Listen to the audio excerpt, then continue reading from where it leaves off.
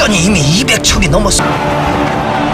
만일 그 두려움을 용기로 바꿀 수만 있다면 말이다.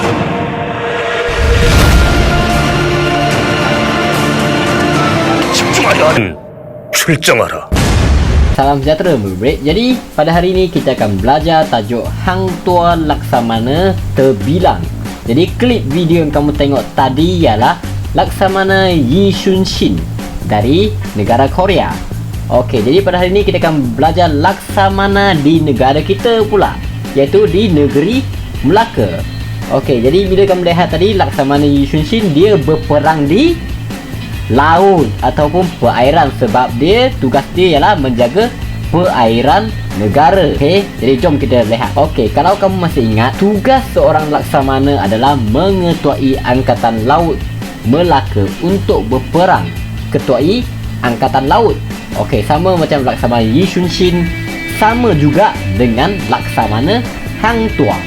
Okey, selain itu dia juga menjaga keamanan perairan Melaka dan juga keselamatan para pedagang. Laksamana Hang Tuah ni segala yang berkaitan dengan laut, okey, perairan, semua laksamana yang akan lihat. Yang ini ialah contoh kapal perang yang ada dalam hikayat Hang Tuah.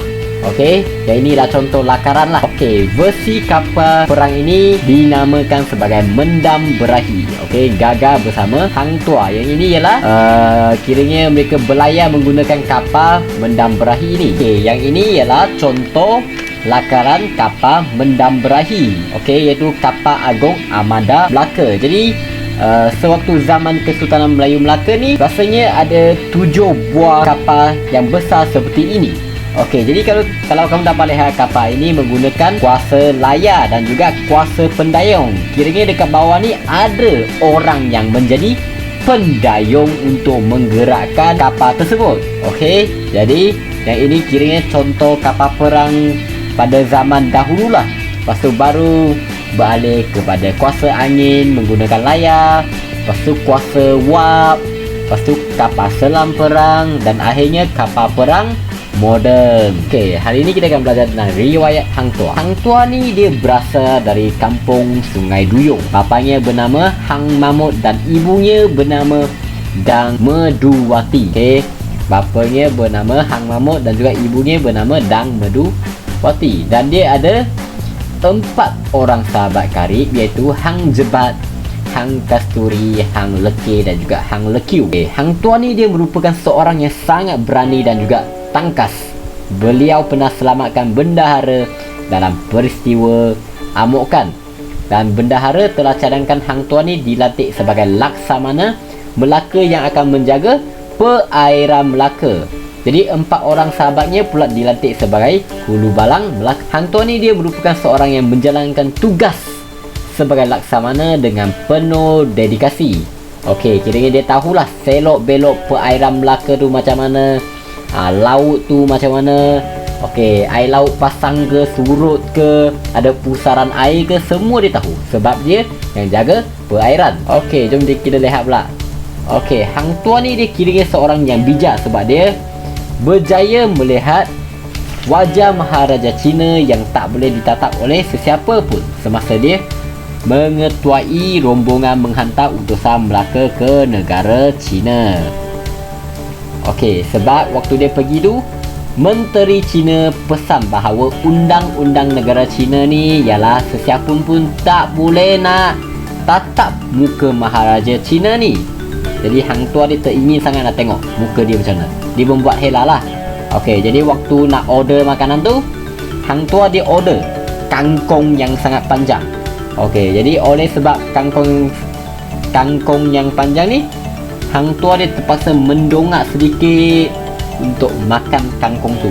Dia mendongak sikit, jadi dia waktu semua orang tunduk sebab tak boleh tengok muka Maharaja Cina ni. Tapi Hang Tuah dia dongak sikit sebab dia nak makan kangkong yang panjang tu. Dia dapat lihat lah muka Maharaja Cina tu. Jadi apa lagi, para pengawal pun hunuskan senjata dekat Hang Tuah ni. Tapi Maharaja Cina dia kata okey, tak payah. Dia sedar ialah Hang Tuah ni dia telah membuat hela yang bijak. Okey, kiranya Maharaja Cina tu dia tahulah Hang Tuah ni buat hela dan dia kiranya dia bijak.